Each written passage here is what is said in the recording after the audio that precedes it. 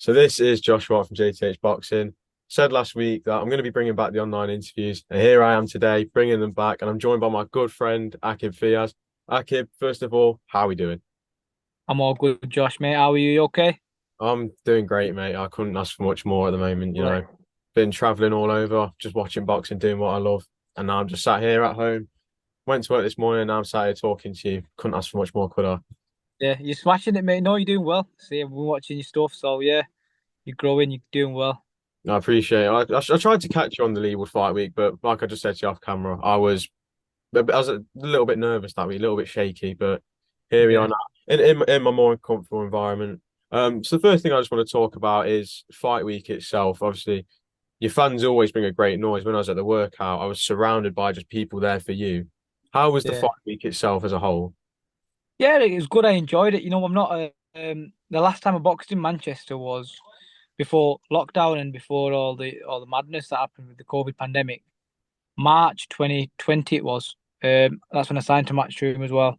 So it was good. Yeah, good to get back in Manchester, local. It's like a 20-minute drive from my house. So everyone was there all week, and it was really good. I enjoyed it. I enjoyed the whole process. Yeah, Obviously, we started off the week with the open workout. Like I said, your fans were there making noise. I remember where the press was stood.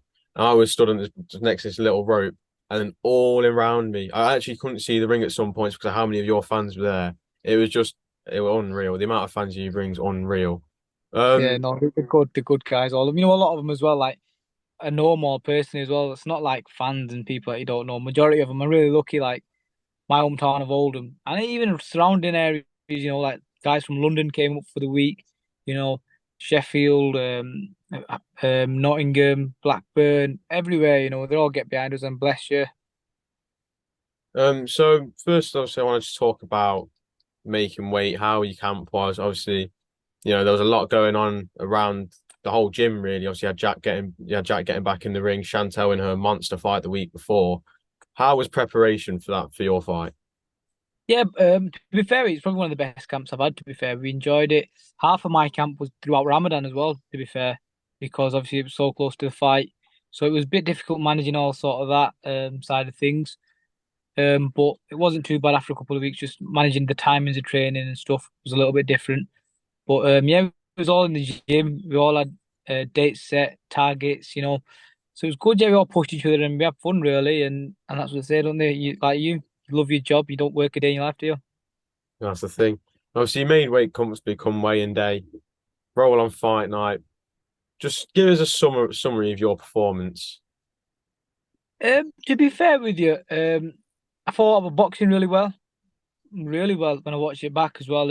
Sort of, I was outboxing the guy, and it was no pushover. I was probably finding it a little bit easier than I thought, anticipated to be fair before the fight. And then round six got caught with it, shot, made a silly mistake, traded up with him, which is something that I shouldn't have done, obviously, looking back. Slipped, and then no, I'm joking, yeah. And yeah, I thought the last two rounds were tight. I thought round seven was tight. I thought I won round eight. So yeah, all in all, a good performance, good learning fight. Something, um, I've had it throughout my career where I've learned from most of my fights. I've always made little mistakes here, and I'm learning as I'm going along. Like I'm 23 now.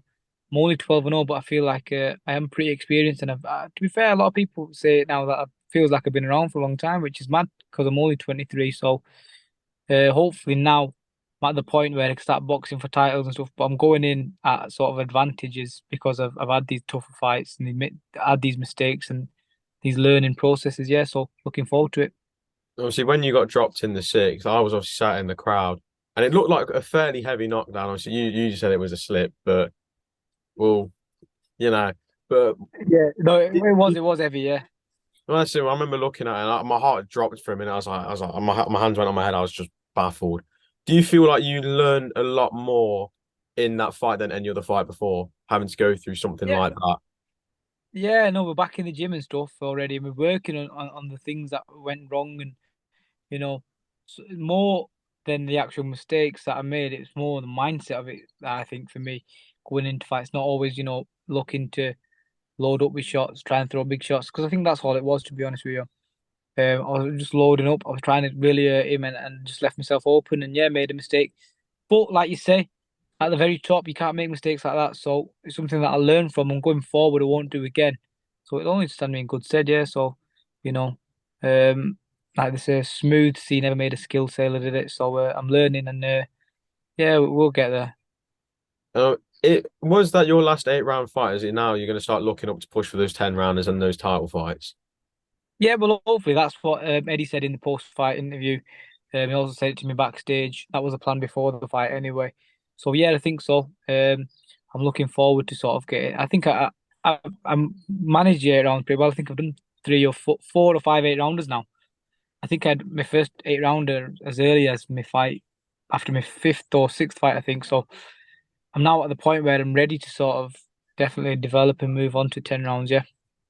And would you like to see yourself, obviously, it's a bit of a silly question, obviously, fight for titles and push for maybe an English title or something like that? Yeah, well, I don't know what sort of titles.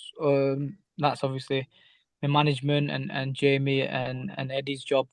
What sort of title we're looking at, but definitely I would like to start getting some nice belts. Yeah, to add to the collection. And do we have any fight dates or any just timings of when we could possibly next see you back in the ring? Not too sure at the moment. Nothing confirmed. Few dates sort of penciled in, maybes and ifs and buts.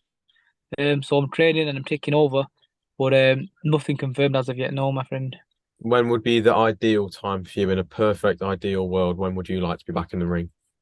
Hopefully, like tail end September they're saying, which isn't too bad.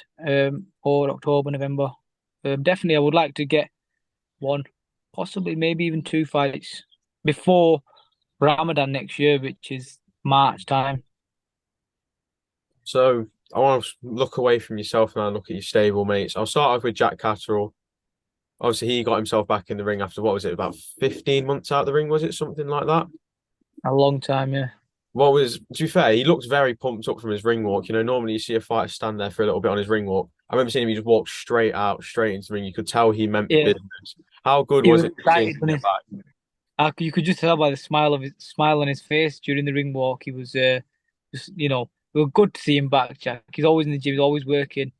And something that he deserves is activity. And I think now with Eddie and Matchroom behind him, he'll definitely get that.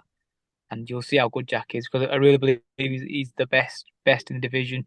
And he deserves to be in them big fights, the mega fights now. So I look forward to how the sort of next year develops there because I think he should be, we all know he should be world champion. So it's about time he definitely gets his world title, yeah. And just how good was his performance against Lara? Because I'm saying it now. I thought he looked fantastic in there. He looked brilliant. Yeah, no, he boxed really well. Boxed really well. Hurt him a few times, well, didn't he? Jack's very strong, very strong, and I think he's like a lot of people underestimate his strength and his power. His defense is really good. He spent a lot of time in the Mayweather gym as when he was younger, so he's very clever, very good at navigating the ring as well, navigating the rounds. So someone that I always watch and learn from. I enjoy watching Jack spar, watching him fight. I love it. He's really good. Yeah. And obviously, the man that a lot of people think he'll face next is Regis Prograis. Obviously, there's a lot of talk about Prograis maybe facing Devin Haney or someone else. Based on Regis Prograis' performance at the weekend, if you've seen it, it looks like Jack Catterall would most likely beat him based on what we saw from Regis at the weekend. Yeah, well, obviously, going off his last, you're only as good as your last performance, ain't it, like they say. And his last performance was obviously not the best. But like you say, from that, you don't. Jack's not the kind of guy to overlook him and think, oh, it'd be easy. He's not stupid. He's been boxing a long time, and obviously Jamie knows they know the game really well. And I'm sure if that fight does happen, Jack, I believe in Jack beating him 100%. But he would never take him lightly, definitely. And I just want to look at Chantelle Cameron as well. Where do we start with her? What an it's unreal, isn't it? What she did, isn't it? Yeah, it is unreal and something that we've been wanting for her for years, really, because we always thought she'd beat her. We knew that she had the style, strength, the physicality, was all on her side. And to be honest with you, we were just all buzzing for her. So proud of her. She deserves it. She's such a good, such a nice girl, Chantel, such a good person. And to think that she was before she moved to Jamie was going to walk away from boxing, it's mental because she's the face of women's boxing now, and it's just we're all so proud of her. Yeah, she did really well. I think it just shows how good of a team you've got around you and the two men you've got behind you in Jamie and Nigel because she executed the game plan perfectly. Every single punch Katie Taylor threw, Chantelle Cameron beat her to it. And it just kind of shows how good Jamie and Nigel are. How good is it just to have those two men behind you? Yeah, they're amazing. They're great people. And like with Chantelle, I think she's the only person that beats Chantelle Cameron is Chantelle herself. And Jamie and Nigel have a way in which they go around the changing room, the camp, the way they psych you up, the way they know when to psych you up, when to play it down. They're just really good people, really good. Obviously, Jamie's done it all himself, been there.